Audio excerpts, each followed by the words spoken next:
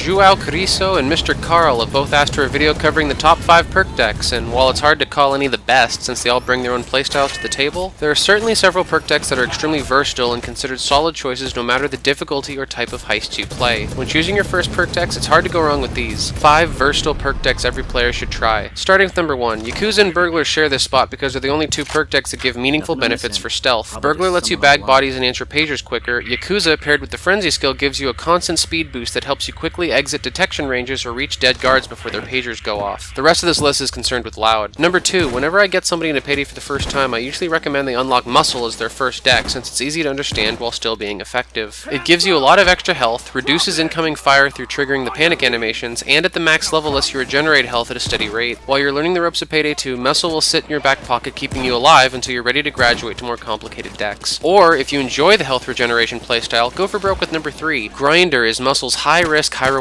cousin. It gives up a lot of that extra health for bonus dodge, and causes you to regenerate health via dealing damage rather than on a timer. Grinder players will have to take cover a lot more frequently than users of other decks, especially since you need to use the 2-piece suit or light ballistic vest, but your constant health regeneration more than makes up for it. If you'd rather try a similar concept with armor, check out number 4. Anarchist is deservedly considered the most powerful perk deck in the game. It converts half of your health into 120% extra armor, and lets you regenerate that armor through both time and dealing damage. Since weaker armors regenerate faster and heavier armors regenerate larger amounts, it's usable with practically any build, and its primary weakness is high burst enemies, especially snipers since they can bypass armor. If you'd rather counter snipers, look at number 5. Stoic is my personal favorite perk deck, which is why I've already devoted a video to it. It causes any damage you take to be dealt over the course of 12 seconds, and replaces your throwable with a hip flask that you can drink from to negate any remaining damage ticks, and even get half of that health back. It's kinda hard to explain, which is the primary reason a lot of people don't use it, but you're missing out if you don't try it. Not only is it the tankiest perk deck imaginable, it's also the only one that counters snipers or any sort of massive burst damage. Just make sure you bring some sort of minor health regen to replenish the slivers of health you'll constantly be losing. I recommend Hostage Taker. Finally, bonus number 6, nobody but Switch players have gotten to try it, but once Joy's perk deck reaches PC, I think it's going to redefine the stealth meta. Like Stoic, it comes with a unique throwable, a rechargeable pocket ECM that rewards you with health and dodge for any kills while one is active. Even in Loud, the ability to constantly cripple entire rooms of cops with ECM feedback and then go on a health regen spree sounds very powerful,